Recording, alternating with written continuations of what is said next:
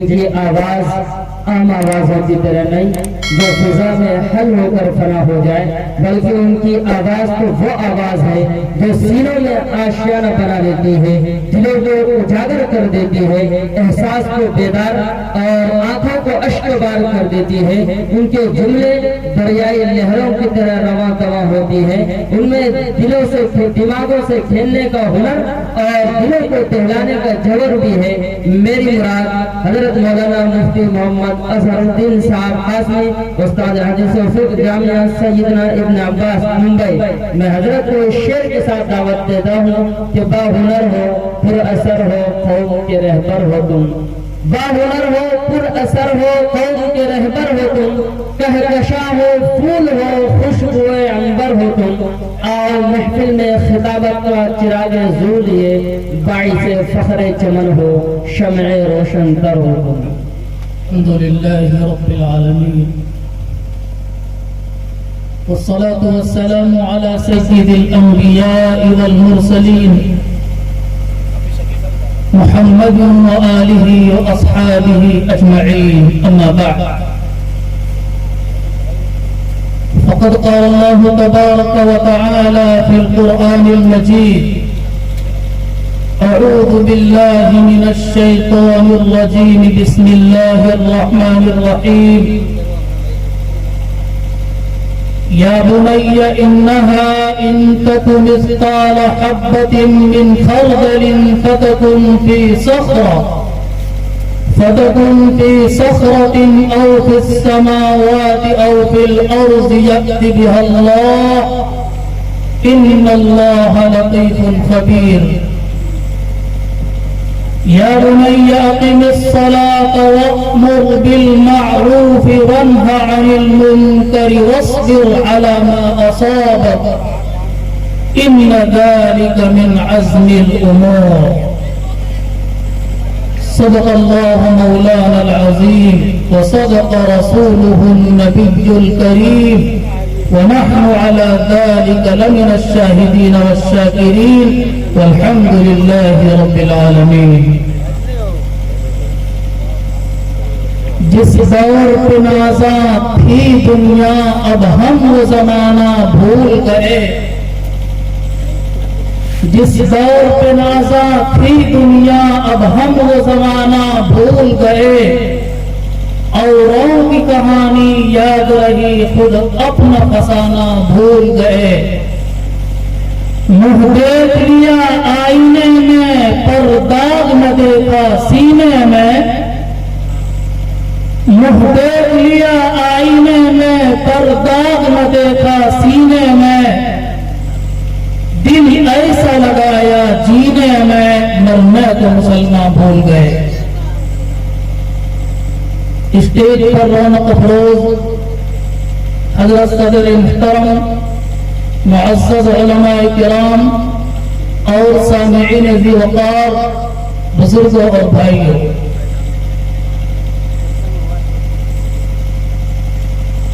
آج کا اجلاس اصلاح معاشرہ اور تعلیمی بیداری کانفرنس کے عنوان سے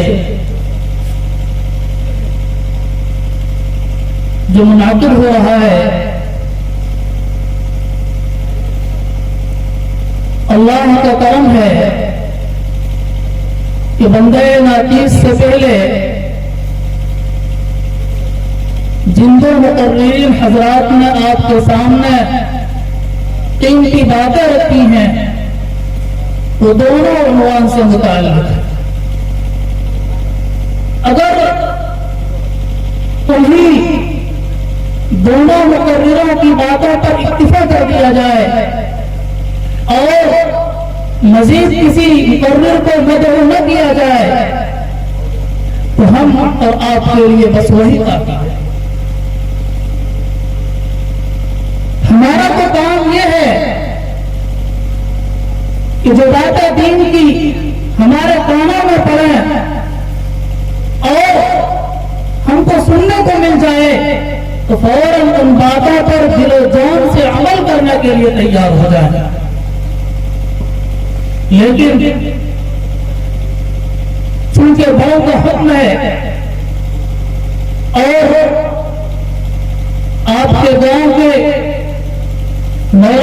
इमाम साहब की ख्वाहिश भी है कि मैं भी कुछ आपके सामने अर्ज करूं, इसलिए आप बहुत ही इत्मीनान, सुकून और संजीदगी के साथ बैठिए।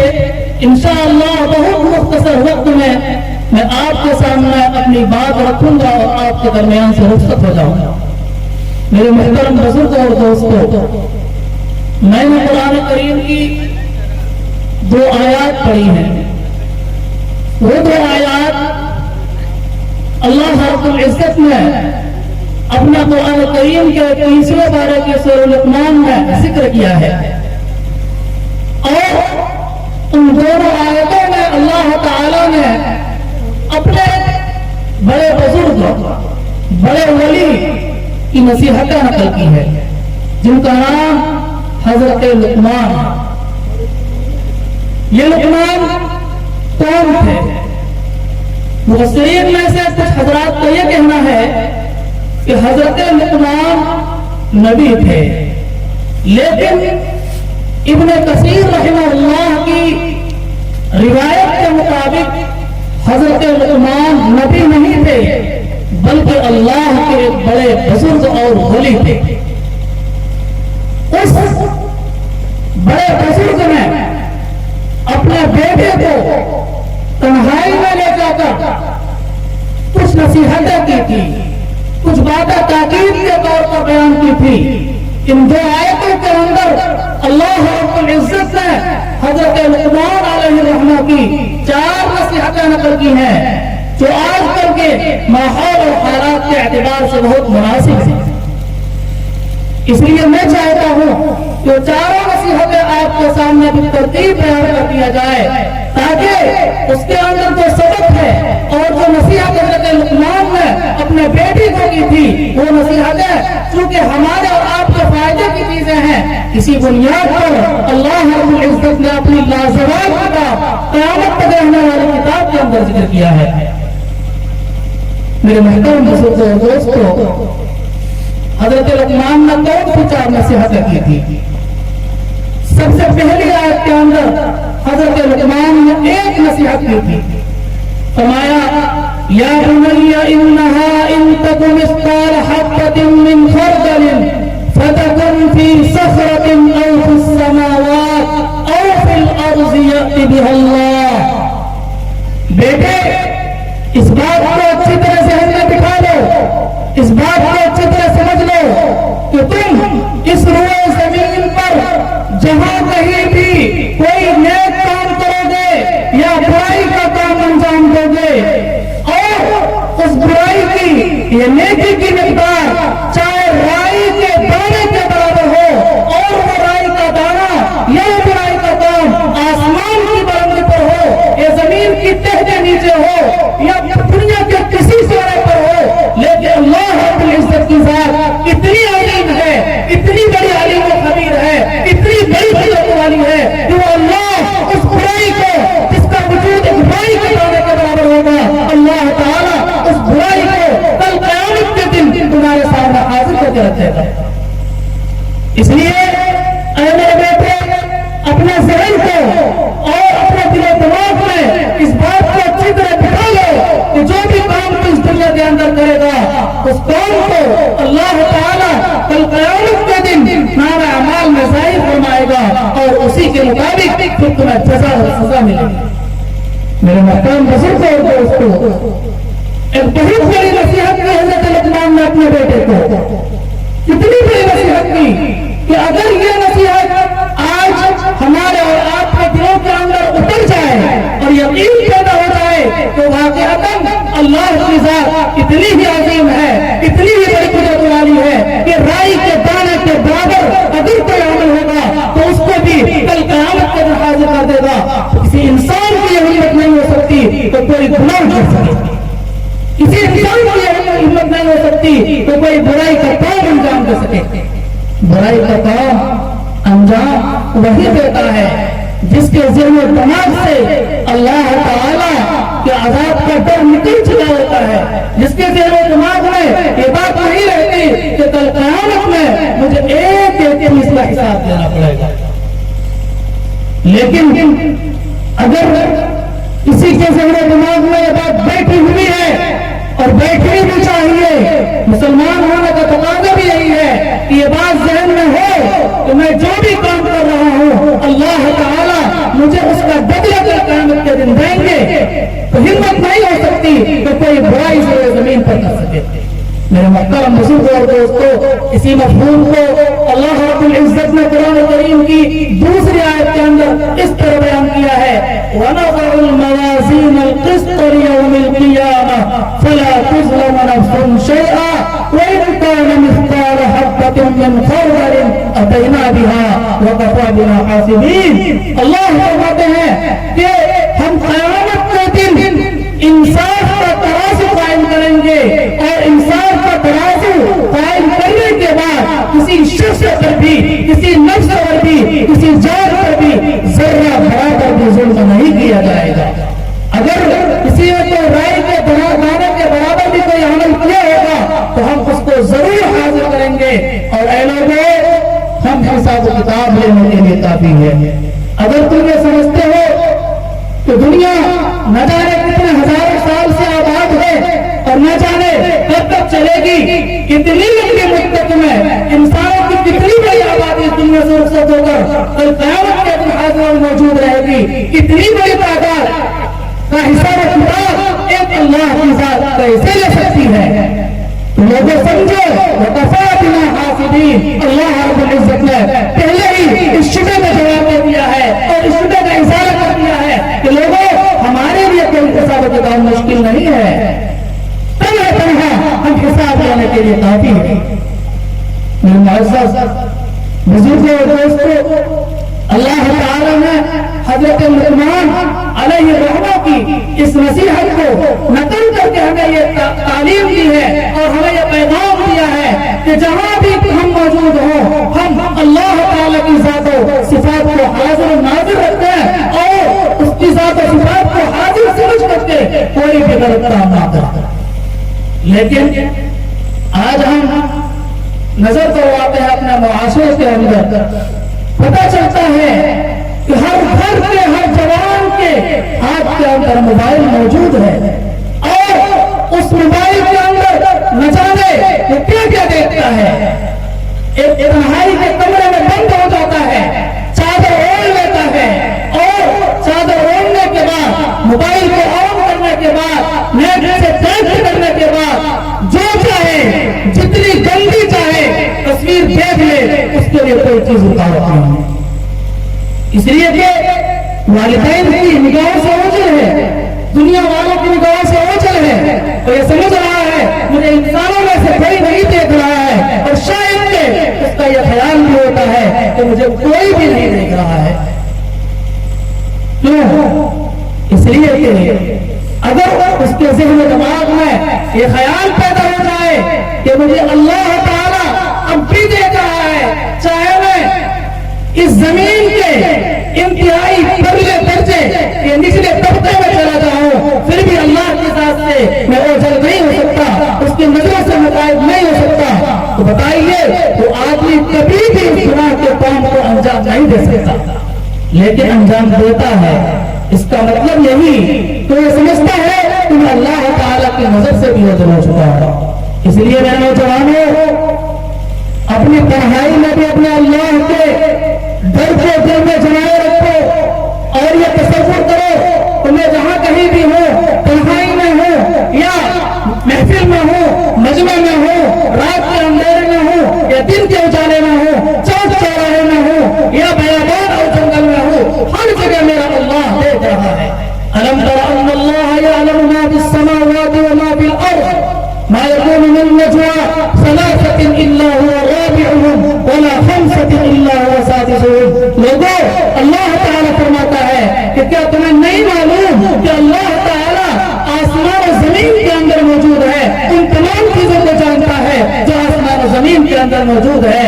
और लोगों, जहां कहीं भी तुम तीन आदमी मौजूद रहते हो तो ये मत समझना कि हम तीन ही लोग मौजूद हैं, चौथा कोई नहीं है, बल्कि ये अकीदा बनाओ कि जहां तुम तीन लोग मौजूद होते हो वहां चौथा तुम्हारा परवरदिगार मौजूद होता है।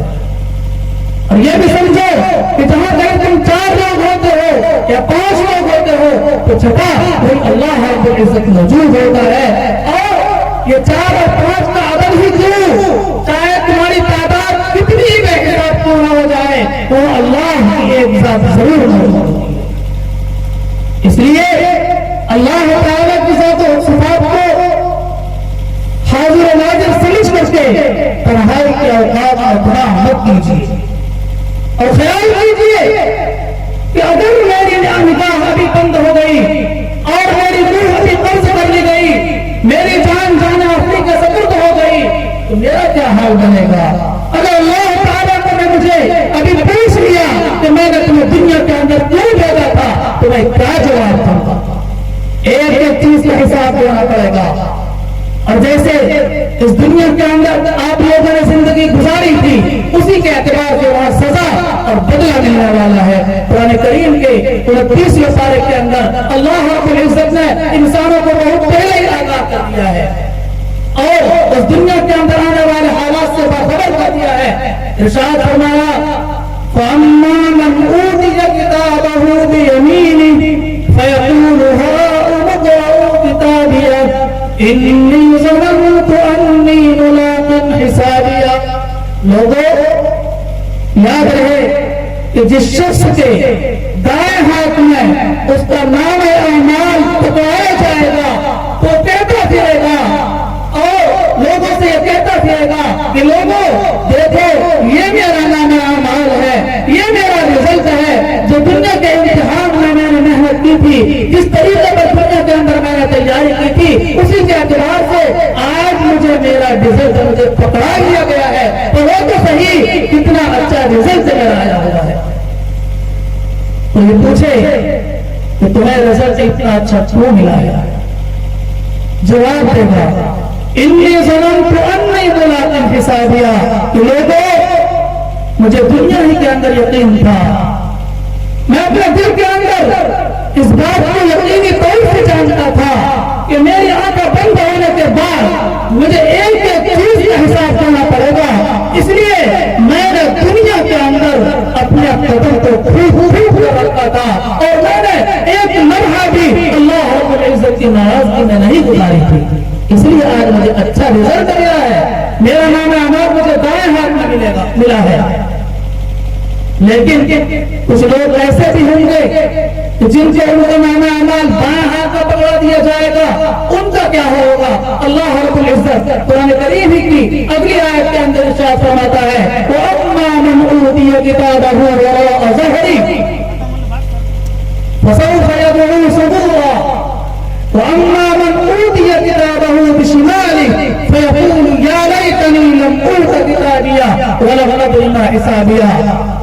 जिन लोगों को नाम अमाल बाएं हाथ में दिया जाएगा, वो कहेगा काश मैं इससे पहले ही हलाक हो चुका होता। और वो ये कहेगा काश मुझे मेरा नाम अमाल पता ही न चलता, मुझे मेरा रिजल्ट मेरे हवाले किया ही न जाता, काश मैं उस दिन के आने से पहले ही नहीं चुका होता। इस तरह की तमन्नाएं और आरज़ू में करेगा। इसलिए कुरान करीम ने जो खोल खोल कर ये सारी बातें बयान की है, ये किस्से और कहानी के तौर पर बयान नहीं किए। लोगों, हमारे आपको संभलने के लिए, अपनी इस्लाह करने के लिए, अपनी आखिरत को बनाने के लिए ये सारी बातें खोल खोल कर बयान की है। अब तो कल क़यामत के दिन ये नहीं कह सकता, रब्बना अखरिजना नअमल सालिहन गैरल्लज़ी कुन्ना नअमल। खुदाया, अब हमें दोबारा जिंदगी अता कर दीजिए, हम दुनिया के अंदर जाकर ऐसा काम करेंगे कि जो काम हम इससे पहले किया करते, इससे पहले नहीं किया करते थे, बल्कि हम पूरी जिंदगी आपकी इताअत और फरमाबरदारी के अंदर गुजारेंगे, आपकी जर्रा बराबर की नाफरमानी नहीं करेंगे। ये कहना ना पड़े, ऐसा कहने का मौका नहीं दिया जाएगा।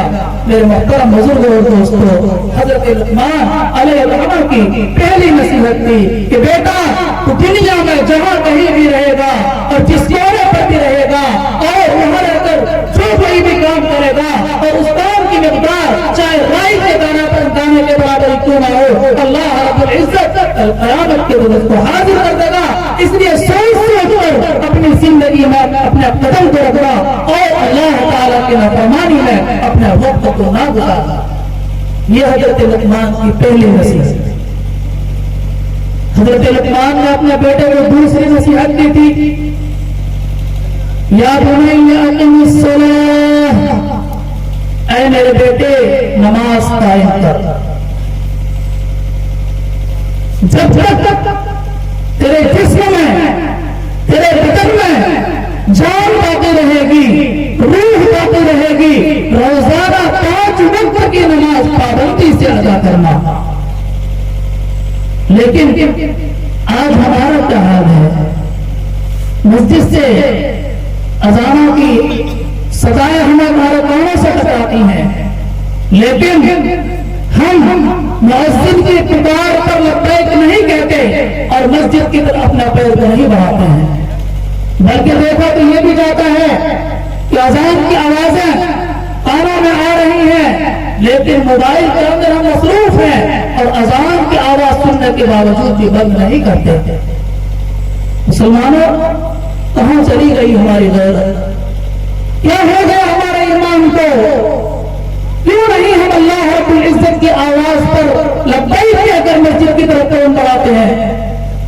آخر کیا وجہ ہے کہ اللہ رب العزت نے قرآن کریم کے اندر بے شمار مقامات پر نماز کو قائم کرنے کا، نماز پڑھنے کا، نماز کی پابندی کرنے کا حکم دیا ہے؟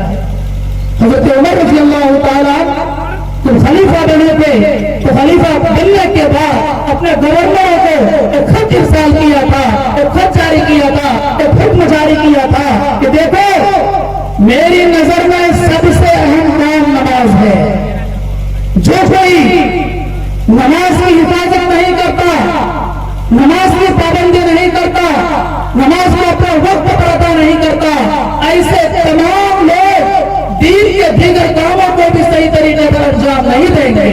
لیکن اگر کوئی نماز کی پابندی کرتا ہے، نماز کے کو 5 اوقات میں پڑھتا ہے تو دین کے دیگر کاموں کو بھی وہ صحیح طریقے پر انجام دے گا۔ حضرت عمر رضی اللہ تعالیٰ عنہ نے اپنے خلافت کے زمانے میں تمام حکمرانوں کو، تمام اپنے ماتحت رہنے والوں کو حکم نامہ جاری کر دیا تھا۔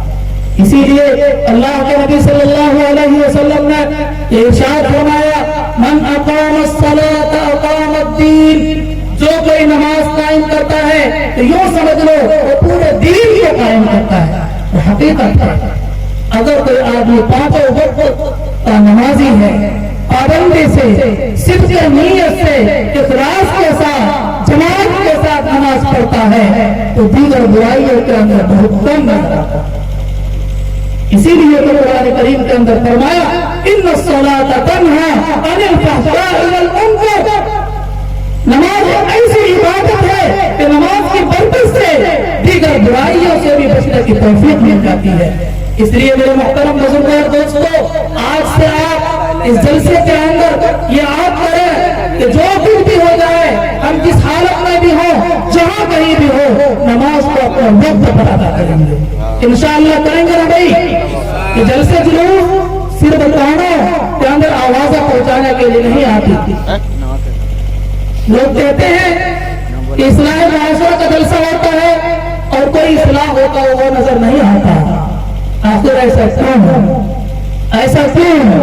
میں اس کا جواب بھی مختصر انداز میں آپ کو بتا دوں میرے محترم بزرگوں دوستو، اصلاح معاشرہ کیوں نہیں ہوتی، معاشرہ کیوں نہیں سدھرتا، لوگ دین کی طرف مائل کیوں نہیں ہوتے؟ اس کو سمجھنے سے پہلے آپ کو جاننا پڑے گا کہ معاشرہ کس چیز کا نام ہے، معاشرہ کہتے کسے ہیں؟ انتہائی آسان لفظوں میں آپ اور پورے مجمع، پوری بستی، پورے گاؤں والے کا نام معاشرہ ہے۔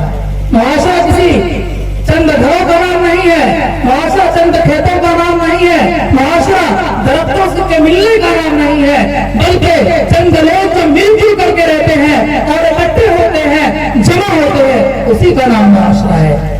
جب ہمارا آپ نے معاشرے کی حقیقت کو سمجھ لیا تو ہمارے اور آپ کے لیے اب یہ سمجھنا کوئی مشکل نہیں کہ معاشرے کی اصلاح کیوں نہیں ہوتی۔ میرے محترم بزرگوں دوستو، معاشرے کی اصلاح اس لیے نہیں ہوتی کہ ہر کوئی یہ سمجھتا ہے کہ جو مقرر دین کی باتیں ہمیں بتا رہا ہے اور برائیوں سے منع کر رہا ہے وہ دوسرے کو بتا رہا ہے، ہم تو بالکل دین کے پاس ہیں، لیکن اگر ہر شخص اپنے گریبان کے اندر جھانک کر دیکھے تو پتہ چلے گا کہ کون کتنا دین کا پابند ہے. ہر شخص دیکھے سب سے پہلے دین کا ایک جو بڑا فریضہ ہے اس کی طرف توجہ دے کہ میں 5 وقت کی نماز کی پابندی کرتا ہوں یا نہیں, میں اچھے اخلاق سے دوسروں کے ساتھ پیش آتا ہوں یا نہیں, میں دوسروں کے ساتھ تمیز کے ساتھ بات کرتا ہوں یا نہیں, میں کسی کی برائی اور قبلخوری کو نہیں کرتا, میں کسی کا مال حرام طریقے سے تو نہیں کھاتا, میں کسی کا حق تو نہیں دباتا. ہر شخص غور کر لے, پھر پتہ چل جائے گا کہ اپنے اندر کس طریقے کی اصلاح کرنے کی ضرورت ہے. اس لیے میرے بزرگوں خود اپنی اصلاح کیجیے, علیکم انفسکم, اپنی فکر کیجیے اور اپنی فکر کرنے سے پہلے دوسروں کی طرف غلط نگاہ اٹھا کر مت دیکھیے کہ فلاں کا برائی کا کام کے اندر ملوث ہے, فلاں یہ کرتا ہے, وہ یہ کرتا ہے, ارے مجھے یہ بتاؤ کہ آپ کیا کرتے ہو. اپنی فکر کرو. اگر ہر شخص نے اپنی فکر کر لی تو بہت جلد معاشرے کے اندر, بستی کے اندر انقلاب آئے گا اور پورا ماحول ایسا بنے گا کہ کوئی ایک دوسرے کی ٹانگ کھینچنے والا نہیں ہوگا, کوئی دوسرے کی برائی کرنے والا نہیں ہوگا, کسی کو یہ کہنے کی ضرورت نہیں پڑے گی, جماعت والے تبلیغ والے کو محنت کرنے کی ضرورت نہیں پڑے گی اور گشت کرنے کی ضرورت نہیں پڑے گی کہ بھائی ظہر کی نماز میں شرکت کر لینا, فجر کے بعد بیان ہوگا وہاں پہ آ جانا, یہ کہنے کی ضرورت نہیں پڑے گی.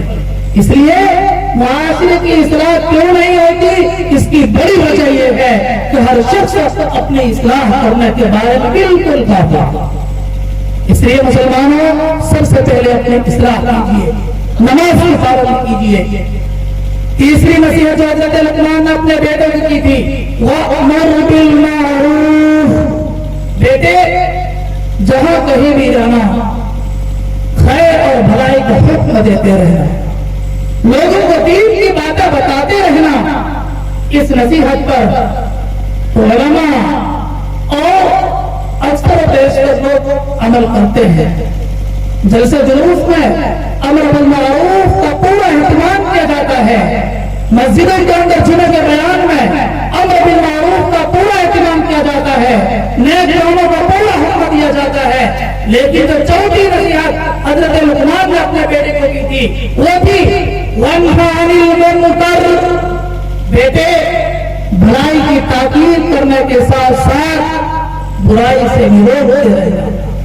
جہاں کہیں تم اپنے محلے میں, اپنی بستی میں اور اپنے علاقے میں, اپنے صوبے میں, اپنے ملک میں اور سب سے پہلے اپنے گھر کے اندر اگر کسی برے کام کو انجام دیتے ہوئے دیکھ لو تو اس پر سختی سے روک لگا اور یہ بتانا کہ ہم یہ کام کر رہے ہو یہ شریعت کے موافق نہیں ہے, ابا یہ جو کام کر رہے ہو یہ اللہ اور اس کے رسول کی مرضی کے مطابق نہیں ہے, بہن یہ جو کام کر رہی ہو یہ کوئی اچھا کام نہیں ہے, اس پر روک لگانا یہ بھی ضروری ہے. اس کی بھی تعلیم حضرت لقمان نے اپنے بیٹے کو. آج ہمارا حال یہ ہے اور اکثر بیشتر لوگوں کا حال یہ ہے کہ بھلائی کے کام کا حکم دینے میں آگے آگے رہتے ہیں, لیکن جب معاشرے کے اندر بگاڑ کو دیکھتے ہیں, رسوم اور رواج کو انجام دیتے ہوئے دیکھتے ہیں, غلط چیزوں کے اندر ملوث دیکھتے ہیں, تو زبان پر تالے لگ جاتے ہیں, بولنے سے ڈرتے ہیں اور کہتے ہیں کہ اگر میں نے کچھ بول دیا تو جو اب تک ہماری تعریف کر رہے تھے آج ہمارے موافق بن جائیں گے, ہمیں گالی گلوچ کریں گے. مسلمانوں یہ تمہارا طریقہ نہیں ہے. قرآن نے ہمیں اس کی تعریف نہیں دی ہے. قرآن نے جہاں ہمیں نیکی کا حکم دینے کا حکم دیا ہے وہی ہمیں برائی سے روکنے کا حکم دیا ہے. اس لیے مسلمانوں اگر کہیں اپنے گھر میں, اپنے محلے میں کوئی غلط کام شریعت کی نظر میں جو غلط ہے اس کو ہوتا ہوا دیکھ لے تو فوراً اس پر روک لگا لے. اگر آپ اس برے کام کو اپنے ہاتھ سے پکڑ کر روک سکتے ہیں تو آپ کے اوپر فرض اور ضروری ہے کہ اس کام کو اپنے ہاتھ سے روکیں. اور اگر ہاتھ سے روکنے کی ہمت اور سبق نہیں تو زبان سے کہیے کہ بھئی یہ کام تم غلط کر رہے ہو, یہ کام تمہیں نہیں کرنا چاہیے. اور اگر ہاتھ سے بھی روکنے کی طاقت نہیں, زبان سے بھی کچھ کہنے کی طاقت نہیں, تو دل کے اندر تو میرا سمجھنا ہی چاہیے، اور اس سے ایمان کا کم تر درجہ کوئی نہیں ہے۔ اگر غلط کام کو دیکھ کر کے دل کے اندر الجھن پیدا نہ ہو، دل کے اندر کبیرگی پیدا نہ ہو، تو اپنے ایمان کی فکر کرنا چاہیے۔ اللہ کے نبی صلی اللہ علیہ وسلم نے اسی مفہوم کو ایک حدیث کے اندر اس طرح ارشاد فرمایا، من رأى منکم منکرا فلیغیرہ بیدہ فإن لم یستطع فبلسانہ فإن لم یستطع فبقلبہ وذلک اضعف الایمان۔ کہ جو شخص تم میں سے کوئی برا اور منکر ہوتا ہوا دیکھ لے تو اسے چاہیے کہ اپنے ہاتھ سے روکے، اگر اس کی طاقت نہ رکھتا ہو تو اپنی زبان سے روکے، اور اگر اس کی بھی طاقت نہ رکھتا ہو تو کم سے کم اپنے دل سے برا سمجھے، اور یہ ایمان کا سب سے نچلا تھا۔ اس لیے امر بالمعروف کے ساتھ نہیں کے فریضے کو انجام دیجیے۔ میرے محترم بزرگ اور دوستو، اگر آپ یہ کہیں کہ اگر ہم نہیں عن المنکر کا فریضہ انجام نہ دیں، لوگوں کو غلط کام سے نہ روکیں، تو ہوگا کیا؟ قرآن کریم نے اس کو بھی باقی نہیں چھوڑا، اور کھول کر قرآن کریم نے بنی اسرائیل کے واقعات کے ذکر میں اس کو واضح کیا ہے۔ فَلَمَّا نَسُوا مَا ذُكِّرُوا بِهِ أَنجَيْنَا الَّذِينَ يَنْهَوْنَ عَنِ السُّوءِ وَأَخَذْنَا الَّذِينَ ظَلَمُوا بِعَذَابٍ بَئِيسٍ بِمَا كَانُوا يَفْسُقُونَ۔ بنی اسرائیل ایک ایسی قوم تھی جو دریا کے کنارے رہا کرتی تھی، سمندر کے کنارے رہا کرتی تھی۔ اس قوم کو اللہ تعالیٰ نے ہفتے کے ایک دن، سنیچر کے دن کام کاج کرنے سے، تجارت کرنے سے روکا۔ سنیچر کے دن کام نہیں کرنا تھا، سنیچر کے دن صرف اور صرف اللہ کی عبادت کرنے کا حکم تھا۔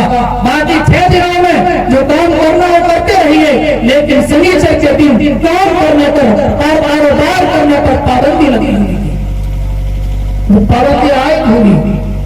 تو بنی اسرائیل کا ایک محبوب مشغلہ تھا، چونکہ دریا کے کنارے رہتے تھے، اور دریا کے کنارے رہنے والوں کا کام دریا اور سمندر سے مچھلی پکڑنا، اس کو بیچنا، اسی کو کھانا، اسی کو فروخت کرنا، اسی سے اپنی روزی روٹی کا انتظام کرنا ہوتا ہے۔ تو وہ لوگ بھی ہفتے کے 6 دن بلکہ 7 دن مچھلی کا شکار کیا کرتے تھے۔ اللہ تعالیٰ کا حکم آیا، لوگوں اب تمہیں ہفتے کے دن مچھلی کا شکار نہیں کرنا۔ اس حکم کے آنے کے بعد بنی اسرائیل کے 3 گروہ بن گئے۔ ایک گروہ ہوا تھا جنہوں نے اللہ تعالیٰ کے حکم کے آتے ہی اپنے آپ کو الگ تھلگ کر لیا، گھروں کے اندر مقید کر لیا، ہفتے کے 6 دن کام کاج کیا کرتے تھے اور ایک دن کام کاج نہیں کیا کرتے تھے۔ دوسرا گروہ وہ تھا جنہوں نے اللہ تعالیٰ کے اس حکم کے آنے کے بعد بھی اپنے آپ کو نہیں روکا، بلکہ دیگر دنوں کی طرح ہفتے کے دن بھی، سنیچر کے دن بھی مچھلی کا شکار کرتے رہتے تھے۔ اور تیسرا گروہ تھا کہ جو شکار تو مچھلی کا نہیں کیا کرتے تھے، لیکن ان لوگوں کو روکتے تھے جو مچھلی کا شکار کر کے اللہ تعالیٰ کے حکم کی پامالی کرتے تھے۔ یہ 3 جماعتیں بنی تھی۔ ان 3 جماعتوں میں سے ایک جماعت کا جرم بھرا ہوا تھا، جنہوں نے اللہ تعالیٰ کے حکم کے آنے کے بعد بھی اپنے آپ کو نہیں روکا تھا۔ بس میں اسی واقعے کو بیان کر کے اپنی تقریر ختم کر دوں گا۔ تو 3 جماعتوں میں سے ایک جماعت نے کھلا اللہ تعالیٰ کے حکم کی دھجیاں اڑائی تھی، نافرمانیاں کی تھی۔ ایک جماعت نے اپنے آپ کو پورے طور پر اللہ تعالیٰ کے حکم کے تابع کر لیا تھا، اور ایک جماعت نے ان لوگوں پر پابندی لگائی تھی اور ان کو روکنے کی کوشش کرتے تھے جو مچھلی کا شکار کیا کرتے تھے۔ جب اللہ تعالیٰ نے ان لوگوں کا یہ حال دیکھا تو ان 3 جماعتوں میں سے 2 جماعتوں کو عذاب کے اندر مبتلا کیا۔ ایک وہ جماعت جو نافرمانی کر رہی تھی اور مچھلی کا شکار ہفتے کے دن بھی کر رہی تھی، اور دوسری وہ جماعت جو کھلا اللہ تعالیٰ کے حکم کی نافرمانی تو نہیں کرتی تھی، مچھلی کا شکار تو نہیں کرتی تھی، لیکن ان لوگوں کو انہوں نے روکا نہیں تھا جو مچھلی کا شکار کیا کرتے تھے۔ تو اللہ تعالیٰ نے ان دونوں کو عذاب نازل کر کے ہلاک و برباد کر دیا تھا اور بندر کی شکل میں تبدیل کر دیا تھا۔ اسی مضمون کو قرآن کریم کی اس آیت کے اندر بیان کیا کہ جب ان لوگوں نے ہماری کی ہوئی نصیحت کو بھلا دیا، پتے پشت ڈال دیا، ہمارے حکم کو نہیں مانا، تو ہم نے ان لوگوں کو جو ظالم تھے ان کو اپنے دردناک عذاب کے ذریعے سے گرفت میں لے لیا، پکڑ لیا، اور ان لوگوں کو ہم نے نجات دے دی جنہوں نے ظلم نہیں کیا تھا۔ میرے محترم بزرگ اور دوستو، یہ باتیں بیان کرنے کا مقصد یہ ہے، یہ بتانا ہے کہ نہیں عن المنکر کا فریضہ چھوڑنے کے بعد اگر عذاب آئے گا ظالموں پر، اگر عذاب آئے گا نافرمانوں پر، تو نہ رکنے والے، خاموش رہنے والے، اپنے منہ کو سیل لینے والے یہ نہ سوچے کہ ہم تو بچ جائیں گے۔ وَاتَّقُوا فِتْنَةً لَا تُصِيبَنَّ الَّذِينَ ظَلَمُوا مِنكُمْ خَاصَّةً وَاعْلَمُوا أَنَّ اللَّهَ شَدِيدُ الْعِقَابِ۔ لوگوں ایسے عذاب سے ڈرو کہ خاص طور سے ظالموں ہی کو نہیں پہنچے گا، بلکہ ظالم اور غیر ظالم دونوں کو عذاب پہنچے گا اور دونوں کے دونوں کو ہلاک و برباد کر دیا جائے گا۔ میرے محترم بزرگ اور دوستو، یہ تھی حضرت لقمان کی 4 نصیحتیں جو ہمارے اور آپ کے آج کے حالات کے اعتبار سے بہت اہم ہے۔ چوتھی نصیحت جو حضرت لقمان نے کی تھی، اس کے بعد حضرت لقمان نے اپنے بیٹے کو تاکید کے طور پر یہ بھی کہا تھا، چونکہ جانتے تھے کہ جب نہیں عن المنکر کا فریضہ تم انجام دو گے، لوگوں کو برائی سے روکو گے، تو لوگ تمہیں گالی گلوچ کریں گے، لوگ تمہیں بھڑکائیں گے، لوگ تمہیں بے عزت کرنے کی کوشش کریں گے، لیکن میرے بیٹے اس سے دل برداشت مت ہونا۔ وَاصْبِرْ عَلَىٰ مَا أَصَابَكَ، جو تمہیں گالی گلوچ پہنچے، جو تمہیں تکلیف پہنچے، جو تمہیں برائی کے ساتھ یاد کرے اور تمہیں ستانے کی کوشش کرے، ان تمام چیزوں پر صبر کرنا۔ إِنَّ ذَلِكَ مِنْ عَزْمِ الْأُمُورِ، اور یاد رکھنا یہ ہمت کے کاموں میں سے ہے۔ میرے محترم بزرگوں اور دوستوں، اللہ تعالیٰ سے دعا ہے کہ ہم سب پورے دین کے اوپر، پورے طریق پر عمل کرنے والے بن جائیں، نماز پڑھنے والے بن جائیں اور زکات دینے والے بن جائیں، چغل خوری اور برائی سے رکنے والے بن جائیں، شریعت کے ایک ایک کام کے مطابق اپنی زندگی کو گزارنے والے بن جائیں۔ دل بدل سکتے ہیں، جذبات بدل سکتے ہیں، دل بدل سکتے ہیں، جذبات بدل سکتے ہیں، ملک کے فکر و خیالات بدل سکتے ہیں، ملک کے فکر و خیالات بدل سکتے ہیں، دور موجود کے حالات بدل سکتے ہیں، دور موجود کے دن رات بدل سکتے ہیں۔ تم بدل جاؤ تو یارو، حالات بدل سکتے ہیں۔